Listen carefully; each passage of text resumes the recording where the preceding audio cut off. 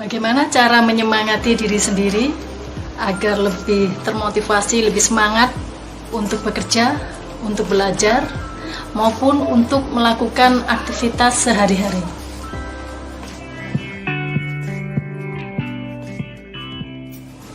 Akhir-akhir ini beberapa kali saya ditanya, kenapa sih kalau melakukan sesuatu itu sangat semangat dan bisa sampai selesai? Kalau punya rencana-rencana selalu dilaksanakan dan berhasil. Gimana cara menjaga semangatnya? Gimana supaya bisa termotivasi? Dari pertanyaan-pertanyaan itu, akhirnya saya terinspirasi untuk membuat video ini. Jadi saya akan membongkar rahasia kenapa kalau membuat perencanaan kemudian begitu menggebu-gebu dan tidak berhenti di tengah jalan, benar-benar diselesaikan. Tonton video ini sampai selesai, saya akan sharing rahasianya. Coba Anda perhatikan saat Anda berangkat kerja atau saat mengantar anak sekolah di pagi hari. Pagi hari itu biasanya orang berkendara dengan terburu-buru, bahkan kadang ada yang setengah ngebut gitu ya Kak. Begitu ada celah, nggak macet, langsung digas. Mengapa seperti itu?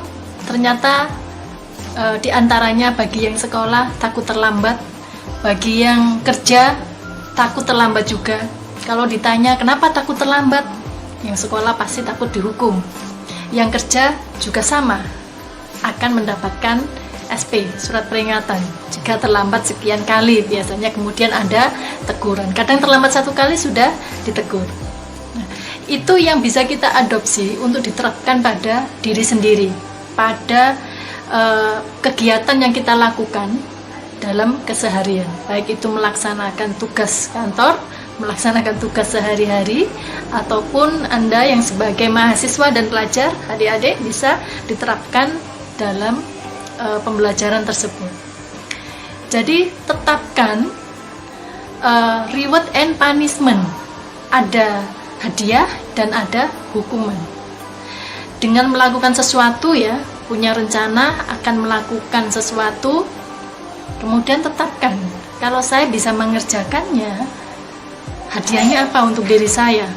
Kalau saya tidak bisa mengerjakannya, hukumannya apa untuk diri saya. Ditentukan sendiri, kemudian diterapkan untuk dirinya.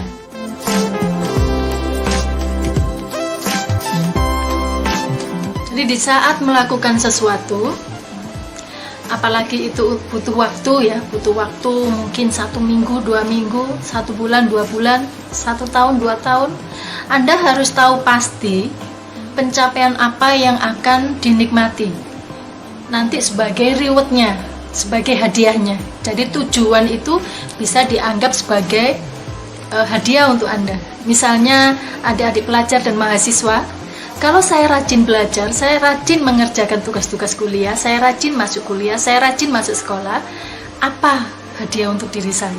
Oh, saya akan mendapatkan IP 4, mendekati 4 gitu misalnya.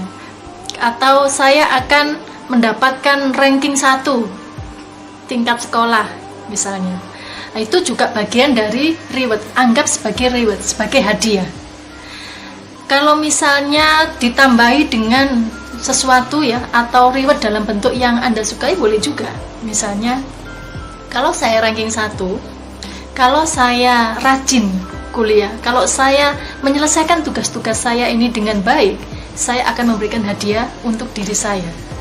Saya akan membeli sesuatu, atau saya akan makan makanan kesukaan saya, atau paling tidak berikan jempol untuk diri sendiri. Saya hebat. Mengapresiasi diri sendiri. Katakan bahwa Anda hebat dan sudah mampu menyelesaikan. Itu juga bentuk dari reward. Bisa berupa hadiah, berupa benda, atau tujuan itu kita anggap sebagai hadiahnya, atau bisa dalam bentuk lain, dalam bentuk apresiasi, ucapan kepada diri sendiri. Ini tidak ada kaitannya ya, memberikan apresiasi kepada diri sendiri, mengatakan saya hebat, alhamdulillah saya hebat, saya bisa menyelesaikan ini. Itu tidak ada kaitannya dengan menyombongkan diri. Itu urusan diri kita sendiri ya. ya tidak dikatakan di depan orang gitu, wah saya hebat ya, saya hebat ya, itu nanti akhirnya maknanya jadi berbeda, seperti menyombongkan diri. Katakan kepada diri sendiri dan tidak harus didengar orang lain. Kemudian contohnya tadi misalnya hal kecil gitu ya, tapi sangat berarti. Kalau saya mampu menyelesaikan tugas saya ini, tugas saya numpuk misalnya, di list itu dicatat sampai 10. Kalau saya mampu menyelesaikan dengan baik, saya akan makan bakso karena suka bakso. Bakso dengan sambal yang banyak, suka bakso sambalnya banyak gitu. Nah, itu juga bisa, dan merasa puas, diri merasa puas. Jadi reward ini tentukan sesuatu yang membuat Anda itu saat dipenuhi merasa betul-betul senang, betul-betul bahagia, dan tidak harus nilainya mahal. Contoh reward ini, kalau saya misalnya dapat tugas, saya harus ngisi pelatihan gitu ya, kemudian saya harus nyusun materi, sementara di balik menyusun materi itu ada tugas-tugas lain, tugas saya sebagai ibu rumah tangga, tugas saya sebagai dosen, tugas saya sebagai mahasiswa karena saya sudah sedang studi lanjut. Itu numpuk-numpuk ya, kalau di list itu bisa sampai 10-15 tugas yang harus diselesaikan ya, ada yang harus hampir bersamaan gitu deadline-nya. Dan pada kondisi tersebut saya tetap fokus harus menyelesaikan masing-masing tugas itu dengan baik, terutama materi ini saya harus setting betul-betul gitu ya. Jadi saya tidak membawa materi dari satu tempat ke tempat lain secara sama, tidak, tentunya disesuaikan dengan target audiennya, kemudian tujuan dari penyelenggara gitu ya. Nah, di situ biasanya di saat start saya 2 minggu lagi saya harus ngisi di beberapa tempat misalnya, itu saya sudah stop makan pedas.